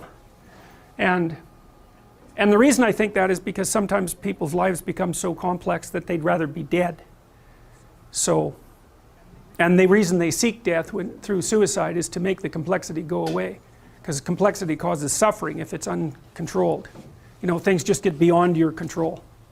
And that can happen, you know, if you're hit by 3 or 4 catastrophes at the same time.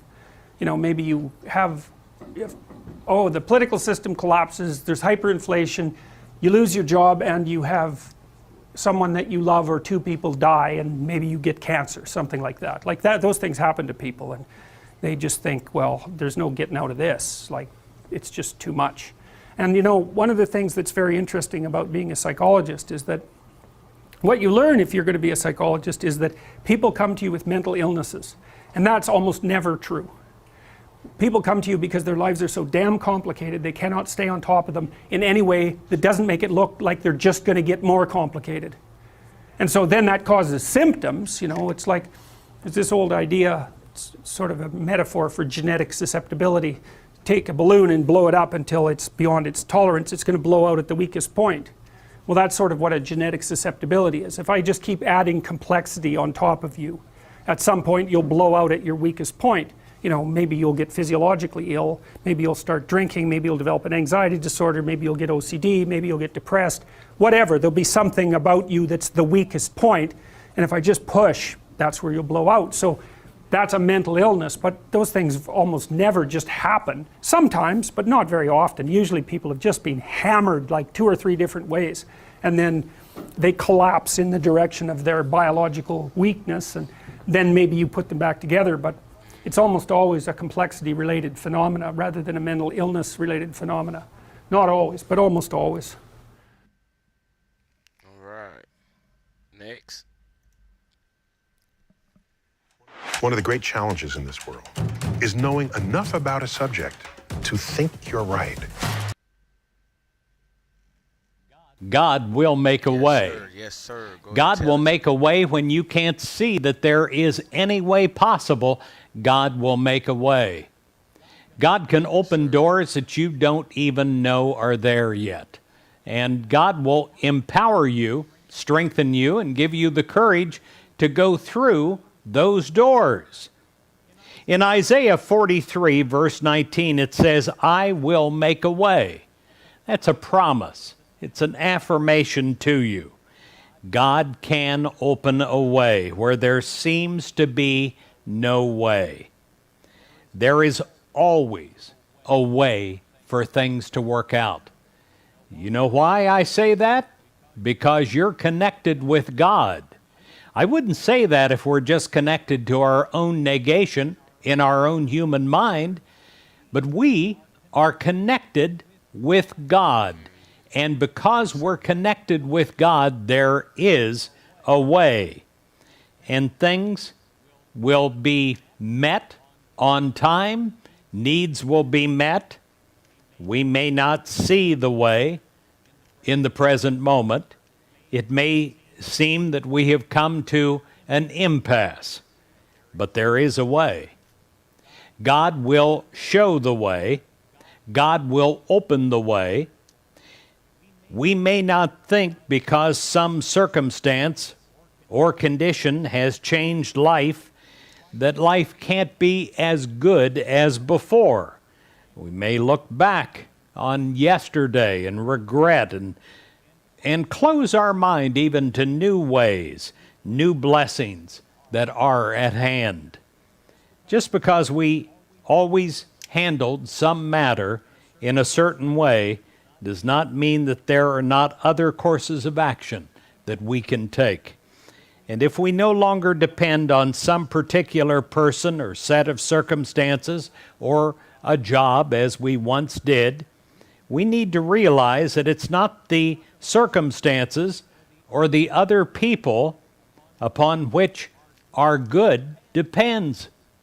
Our good comes from our source, God. And God has many channels through which God's good flows. And God can always open ways as to get through the blocks in our own human mind when to human sense there seems no way. My friend, God can open a way for you. Believe this, because it is the truth that you'll discover as you go through the new open door. Hi, my friend. Because we're running out of time on taking reservations for our spiritual... Gotcha.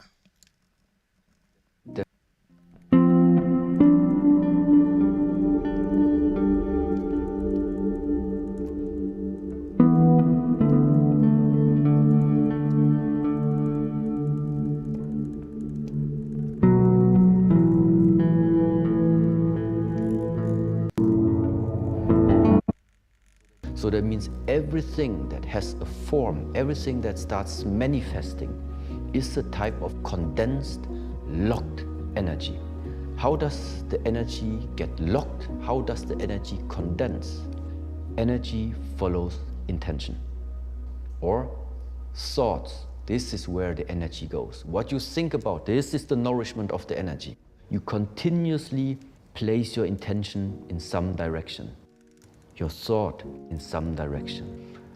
From this, what I just explained before, is absolutely possible that this is the reason why things suddenly start to manifest and pop up visibly in your life. Because it's a lot of thinking power that went into there, which time over time started collecting, condensing so much energy, so much lifetime of yours, that it comes. So, in which direction can you now use this understanding? This ultimate creativity of the mind, this ultimate possibility of us humans being able to create something with the mind that at the moment actually doesn't even exist yet. Somebody must have seen something in the mind before even it was built. So everything starts here. You can use it to serve humanity, Or use the creative power, creating all types of threats, horror scenarios, conflicts that are also possible to come. And this is now the question. For what are you going to use the power of the mind? Congratulations that the first very important step you already have achieved, which is you can see yourself. You have realized that issue about yourself. You are able to see it, you are able to identify it, that it's present. Why? If you don't know where the problem is located, you cannot fix it. So we know where it is. Also in the way of how you expressed it exactly. There is something about habit going on. Habit meaning a continuous action which in a way always repeats over and over again.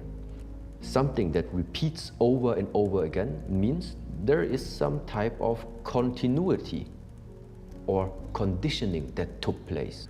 So who and what conditioned us to have these habits? People have now different answers. The work, the society. So why is it you follow upon this trend or whatever it is? Something is conditioning you.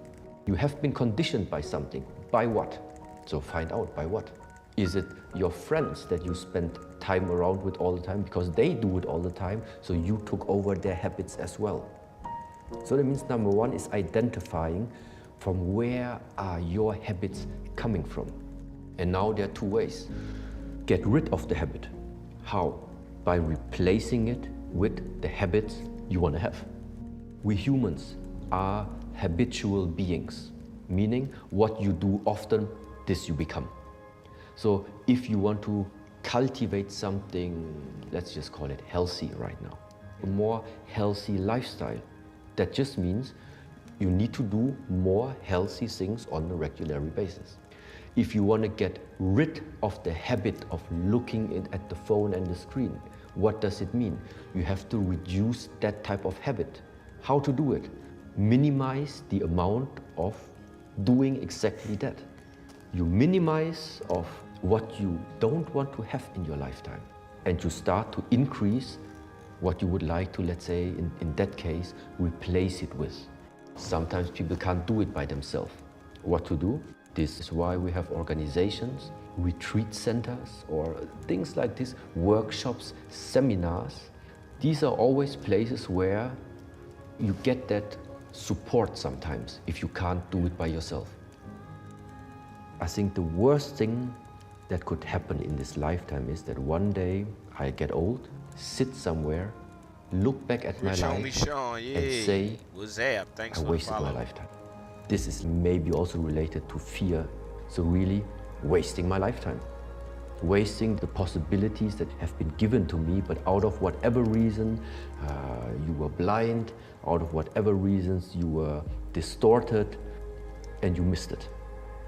This is something which is really like regretting. Therefore, very carefully, I started to ask myself how to avoid, how to minimize the risk that this day could come like this. And therefore, I became very, very aware and very, let's say, careful also where I spend my energy. Some ideas, how can I better channel it? How can I make use of the potential that I have? I think one way is of the things that I'm trying to share with you, because this is what I see. But on the other side, you can't have everything in this world. If you commit to one direction, sometimes it's not possible to, at the same time, be exactly as committed to another direction. Times are changing, the universe is changing, ideas are changing, preferences are changing, everything is changing. Humans are changing, I am changing. If you don't cultivate it, the master will not come out from you. It is you yourself who needs to do the work. You do the work with the right methods, and that master will come out. You are going to be your own master. You don't need to live the life for anybody else. Live it to the fullest possibilities of what you are capable of. And this is what I just expressed as, that's what I call self-mastery. Yes, full responsibility about your own life. Since I entered this room, I'm here. So my mind is not fluctuating. I don't think about what I'm going to do later, what I'm going to do tomorrow. At the moment, what matters to me is the only thing I know what is real is this conversation of you sitting opposite of me. This is like for me what matters.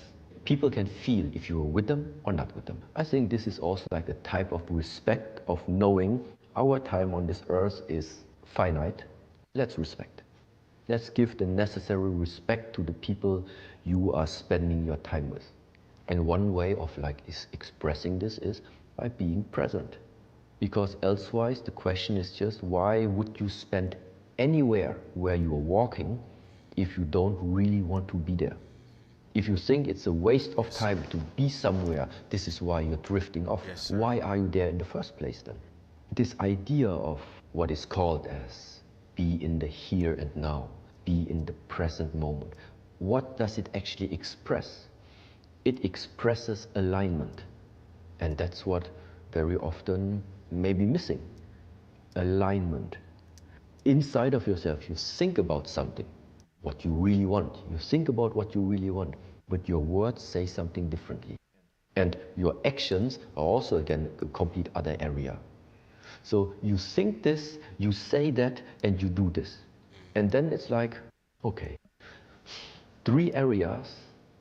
How should the power of the universe know what you want if you, for yourself, are already separated into 3 beings? But if what you carry in your heart, carry in your mind, speak out and act upon it, if all these 3 things are together, it's super easy for the universe, or however you call, to understand this is what he or she really wants. Here it is. Yes. You have come to this earth. 9 months long you were in the womb of your mother. Then you came to this world, complete already. A complete existence, a complete life. Now this life is getting some additional information that the parents put into you, informations that come from education, from friends, from advertising, from television, from internet. So the point is you are being conditioned. Your ideas about the world start to fill up with all type of content, but this content is not from you. This content is from people around you putting it into you. But because you were small and maybe didn't know about it, you allow it to happen. Which means now if you look at your life, what are you? You are the representation, most probably, of all the ideas that other people have put into you. And if this feels unhappy to you, if you are not feeling well into your skin, well, you need to change your skin. Meaning, also starting to realize what actually is that type of stuff. What are these concepts, these ideas, these thoughts, these categories that people have tried to put into me, and slowly start to get rid of them. Returning back to the state, you came complete, you are complete. And now, because it's your life, stop wasting this lifetime trying to fulfill the wishes of any other person out there that have no interest in your life and that actually you also don't want to spend time with them. So don't take their advice, for example, so serious. What to do to build up at the same time now your self-confidence? Make yourself strong. Make yourself strong. How to do it? Always learn. If there is something to learn, learn how to clean, learn how to cook, learn how to wash the windows, learn how to repair the car. Whatever you can do, just do it. So that gives you that feeling, there is something that you can do, you're not completely helpless. There are of course other people that can do it better, but still it's not about that. It's about as long as you have a healthy body and a healthy mind, there are so many different options in this world you are able to express yourself in. But in order to do so, it is necessary to also engage in life. Meaning, if there is an option to learn, of course you learn. And then merging this learning together with learn to build up the body. Yes, So sir. mentally, you're going to become confident. Physically, you're going to become strong and confident. And before all of this, you have started to release all the chains of the ones that put you into chains that just don't mean anything to you. So cut the chains and then start to use this lifetime because it's your lifetime. Yes, sir. This one, only one time. So stop listening too much to other people, how to live your life or whatever. It's about the self-expression of your own perspective about how you would like this world to be.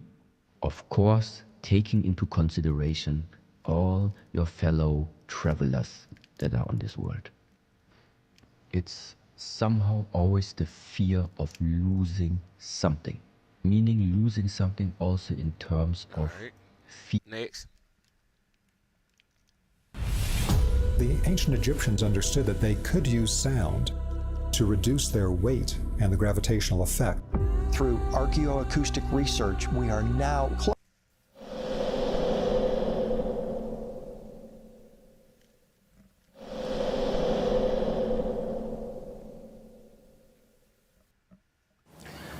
What is the most important thing in your life right now? You're alive right now, isn't it? Sadhguru, that's okay, Sadhguru, but I have a bundle of 1,000 rupees, Sadhguru, but I don't know where to go. That's fine, that is also important right now. But what is the most important thing right now? You're alive right now, isn't it so? Because you're alive, your family has become important, your money has become important, your country has become important, so many other things have become important only because you're alive right now. And this is the most important thing, that you're alive right now is the most important thing in your life right now. So, suppose tomorrow morning you wake up.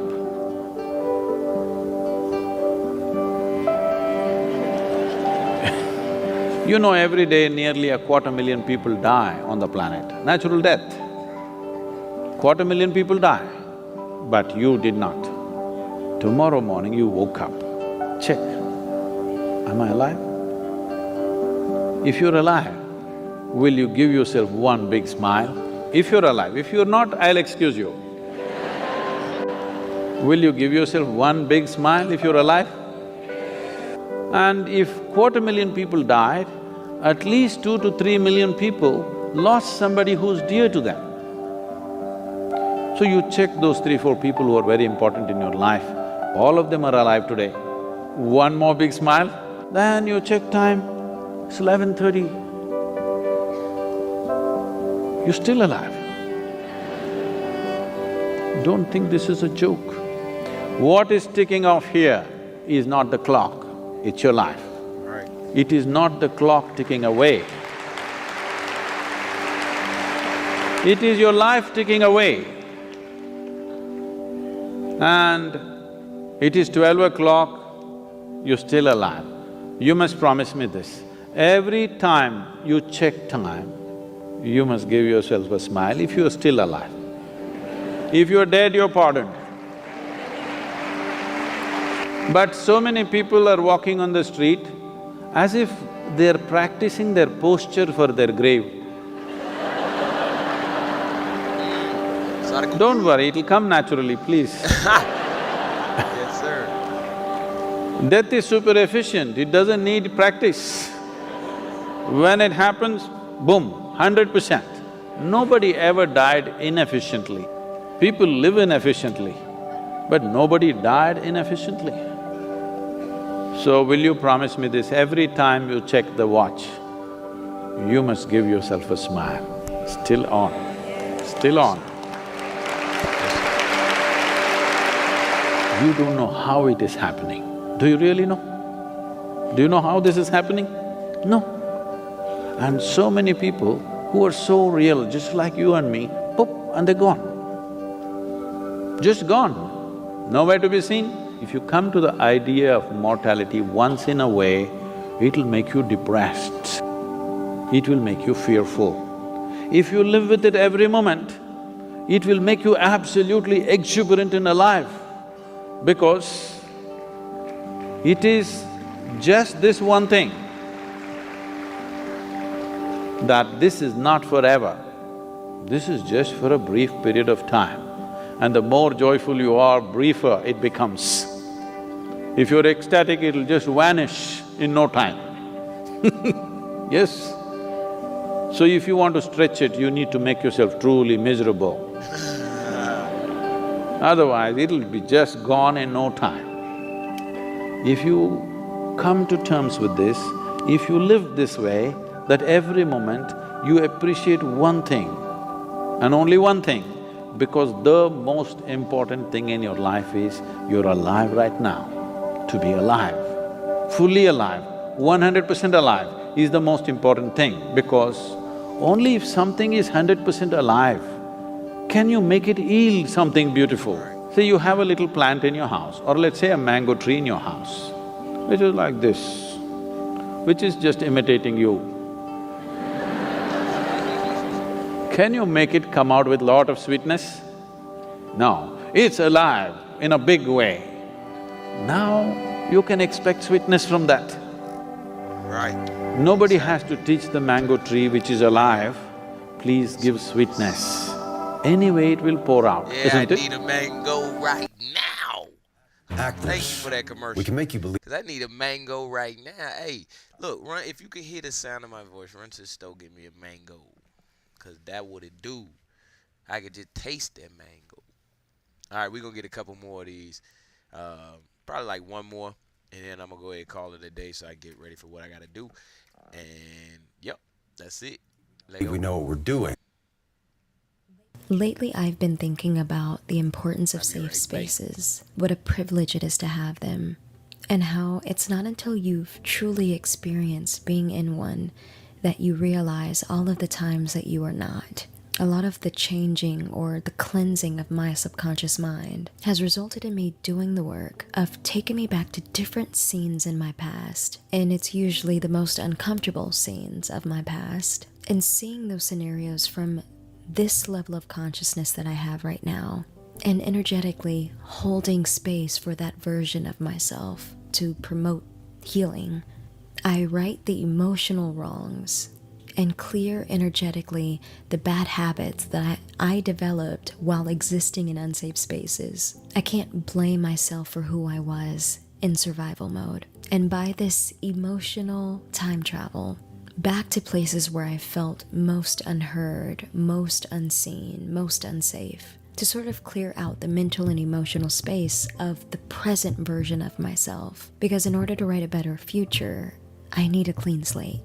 And in order to create a safe space for the people that I love, I have to learn how to do that by doing that for myself first. And the more that I did this with myself and for myself, I got deep into this quantum and interdimensional version of myself. I started to think, is this presence of unconditional love that I felt in most times in my life just a higher version of myself reaching out interdimensionally? And when the people who go so far into their spiritual walk to see themselves as God, is it because they became aware to their spirit's ability to do this and the power and responsibility that it holds? I don't know.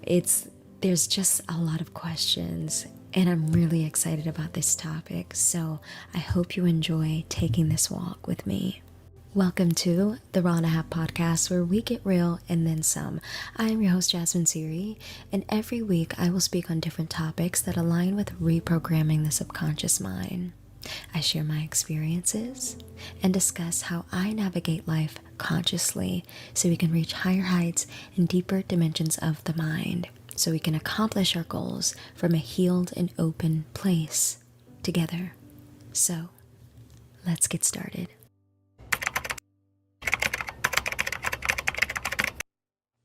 So, we have to state the obvious. Not every space will be a safe one, and that's okay. When I won't say younger, I'll say when I was less aware, in the face of difficult topics or experiences that I had, I always wanted to talk about it, and this didn't serve me well at all. Because I was so willing to talk to anyone who would listen, assuming they had good intentions, I was so desperately needing to be heard. It always came around to bite me in the ass, because it wasn't what I was saying, it was who I was saying it to that left my feelings unsafe. My entire life, because of the energy that I carried or who I was, people have despised me, like in a real way. Even people that have been older than me would like to seek to humble me in different ways. And I think it's because I've always preferred paying the price for my authenticity than selling out to save face or to have community. When I loosely expressed my imperfect human in the presence of people who secretly saw me as something superhuman, it would always result in my misfortune. And I had to take a step back because it's easy for a person to play the blame game or be in victimhood of, I can't believe this person used my most vulnerable moments against me because he/she did this to me with what I gave them. Now I can't trust a single soul. And all of this is like, okay, wow, and then what? What type of life exists on the opposite side of this type of thinking? I'll let you know, because that's exactly how I thought. And I experienced all of this so you don't have to. That level of thinking, developed out of pain, made me a vibrational match to more situations and scenarios where I experienced the same thing, just in different variations. Sometimes I was on the opposite end of someone else's pain. I'm pretty sure there were a lot of times that I was unaware of that I made other people feel unsafe, because any person who goes the route of playing the victim is underdeveloped, and the lack of knowledge learned from being in those situations where I was hurt resulted in me hurting people in the same way that I've hurt it. So we just continue the cycle until we take back our mind. Here's where we make a difference. Realize that the situation in our lives that teach us to have caution are to help develop discernment, not to force us to live in fear. So let's rewind. Instead of taking the easy route into victimhood, of experiencing my vulnerability be used against me, I take full responsibility for the things that I shared. Everything that came from the heart was my truth, and it doesn't bring me shame when my truth is in the presence of people who do not align with it or with me. I now know that the person I express my heart to is not responsible for my feelings, and I now experience the gift of discovery of their heart's true intentions to make a better judgment of my surroundings. When I'm brave enough to express my truth, more truths come to me, even those that disappoint me. And I am okay and much better now from receiving that knowledge. And maybe this conversation was meant to be had through meditation or some other professional, or really just with myself.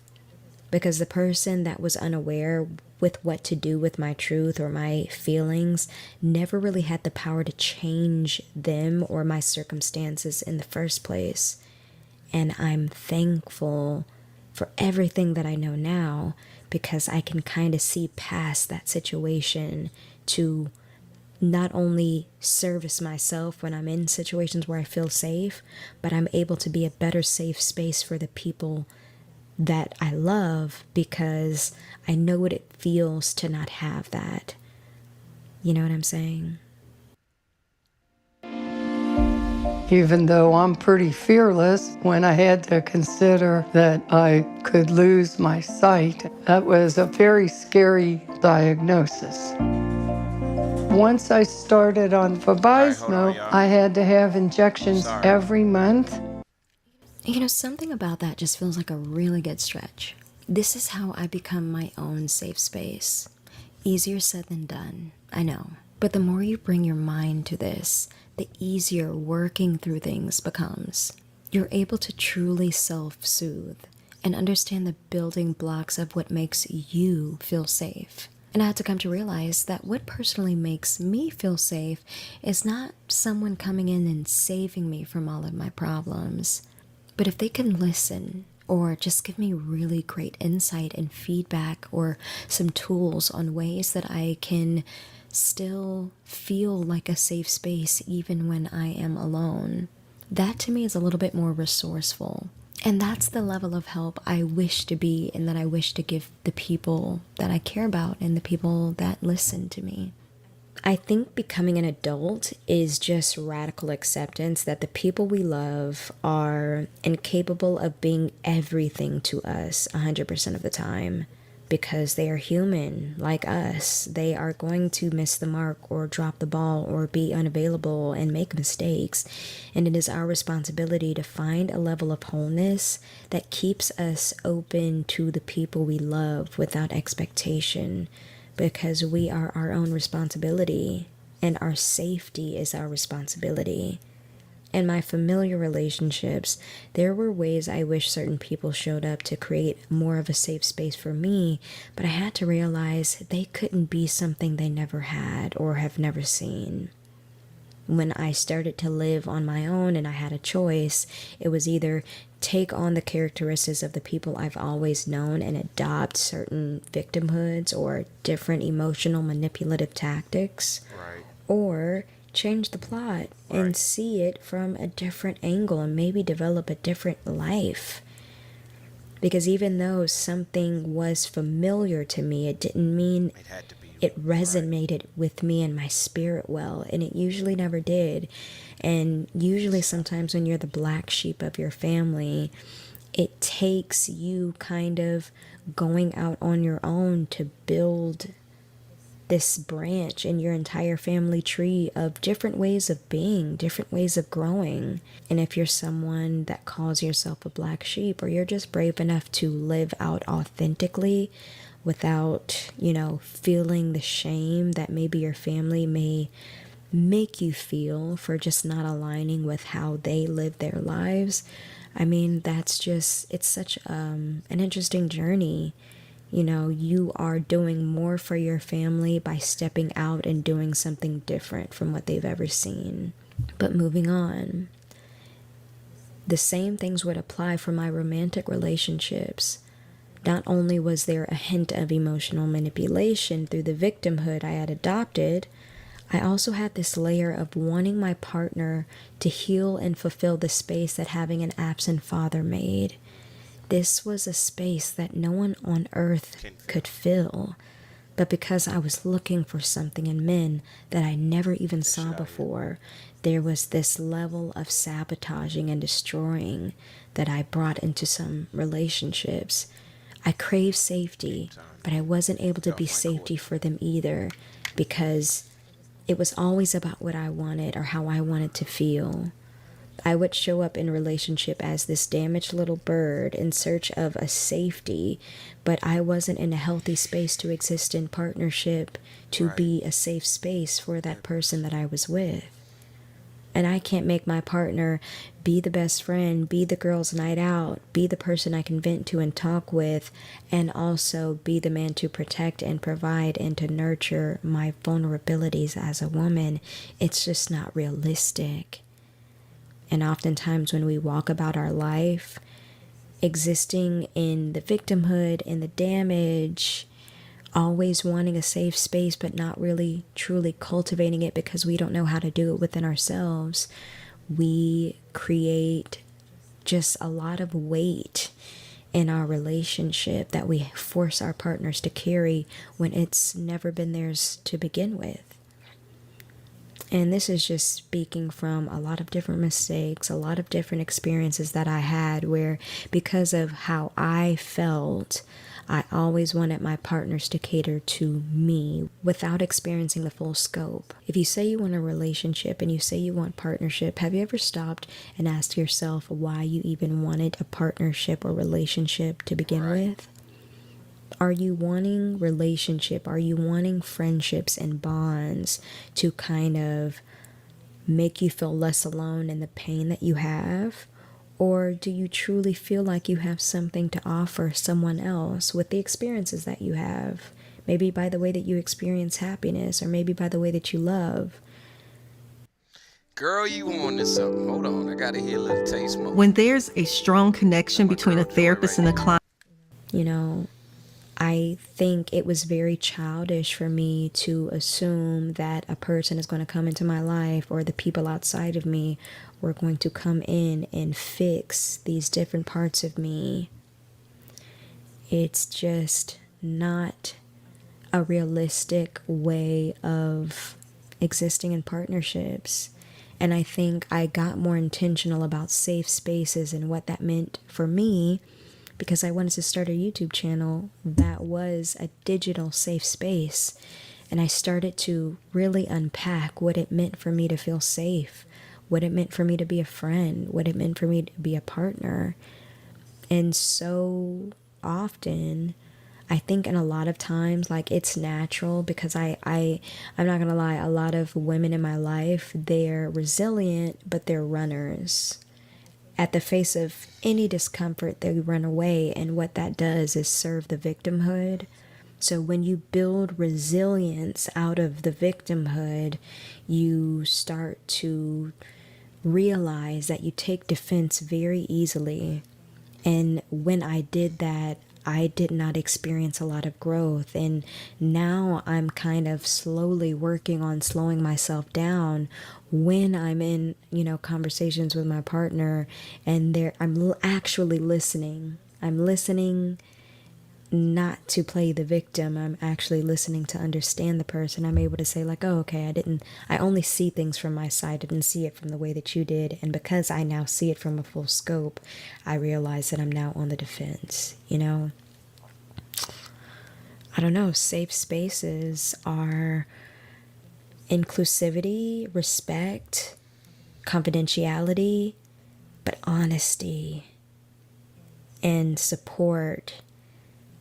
Being non-judgmental, because you want to help, and you want to help yourself, and you want to help others, but that takes such a deep level of honesty that I think so many people are not really ready for. Because when we want safe spaces, what we truly want is, like, we really want the desire of our ego to make us feel seen, heard, beautiful, accepted, loved, all of these things that are, ego boosts. But when you have someone in your space that is able to be honest with you about, ways that you're damaging your circumstances or your relationships by the ways that you think, ways that you can improve, ways that you, could probably, check your blind side. I think if I can really, lay this out plainly, a safe space to me is someone noticing my blind spots. Someone who loves me enough to say, yeah, but what about this? It's like, I see that you're doing this thing, but because I love you, I'm in your corner, and this is also what I see too. And you have to be honest with yourself about being able to accept that, because it comes from a level of truth that you may not be ready for, I think that is all that I have for today. Thank you so much for watching. I'm gonna let it ride for y'all on the way out. We ain't gonna, word to the wise right there. The Greeks had the maxim, well, listen to this. Know thyself. As we get up out of here for the day. How do we come to know ourselves in terms of our personalities and, more importantly, potential? Well, one of the first ways to come to know yourself is to understand that you don't. You can learn to kind of watch yourself like you're watching a stranger, but you have to adopt a position. It's a position of radical humility, I would say. Humility in two senses. So one sense would be the humility of recognizing your ignorance. So you have to understand that you don't know who you are. And that's not easy to understand. Humans have an associative memory, which is why this technique works so well for those who invest in it. If you want to remember the order of a deck of cards, you can do it pretty easily with a memory palace. You just assign each card to an object in your house using association, and then you should be able to recall it with ease. But this mnemonic takes a lot of time and practice to develop, and it shouldn't be used for things that are time sensitive. However, it is great for knowing the order of lists that are larger than 10 items. I have a whole video coming out on this soon if you're interested, so go ahead and click that subscribe button if you aren't already. Number 5 is rhyming. Another mnemonic device that seems to work well, especially when we are children, is simply rhyming things. It works great with music too, and it works well with other pieces of information. So when did Columbus sail the ocean blue? It was in 1492. Another example is the famous I before E except after C, even though there's like 20 exceptions to that rule. Lastly, we have number 6, which is rhythm and music. The last mnemonic I have for you guys is using music or a rhythmic beat. You might not know this, but Twinkle Twinkle Little Star and the ABC song, they have the same notes and rhythm. In fact, music is so great at helping people encode memories. I did this cool little trick on my last vacation. I went down to Florida with my sister a couple months ago, and that's when Drake's Money in the Grave song came out. I listened to that song like 20 to 40 times while I was there, and it was stuck in my head. Then we came back from vacation, and now whenever I listen to that song, I'm always reminded of the beach and the salty, dry air. You can create your own song or reword lyrics to help you memorize something, because rhythm and musical notes work very well when encoding information in your long-term memory storage. One more thing I want to talk about in this video are famous mnemonists. If you're interested in learning more about mnemonics, I recommend that you look into the experts. These professionals are known for their extraordinary memories. One of the most famous mnemonists of all time was simply called S for decades. He's described in the book The Mind of a Mnemonist in 1968, and while the book is slightly fabricated and dramatized, it tells the fascinating story of a man who, it seemed, could remember just about anything. Further reporting and research revealed that S, whose full name was Solomon Cherevshevsky, was not a man with photographic memory. He was just a skilled mnemonist, who probably had five-fold synesthesia. If you want to learn more about him, you can check out my video on photographic memory. Many mnemonists, however, have followed in his footsteps. In the 1980s, 2 mnemonists made the Guinness Book of World Records for reciting over 30,000 digits of pi, and the current world record holder is 40,000 digits of pi, right from their long-term memory. The World Memory Championships has taken place every single year since 1993, and one of the most memorable winners is Alex Mullen. Mullen was the first American to win the World Memory Championships, and he has achieved the highest score in the history of the competition. Ending this video, I want to let you know if you want a baseline of your current short-term and long-term memory, I've actually created the first ever online test for both of them. All you have to do is check that link in the description below, and you can take that quiz for yourself absolutely free. Thank you guys so much for watching. I hope you learned something, and I hope to see you in the next video. Y'all take this test with me real quick. How much time do you spend writing at work? A few hours a day. So I have work-related trivia questions. Let's listen to something in the background as we take the test. Let me see. Students with ADHD saved. Let's take this test. Creating mnemonics is easy, but remember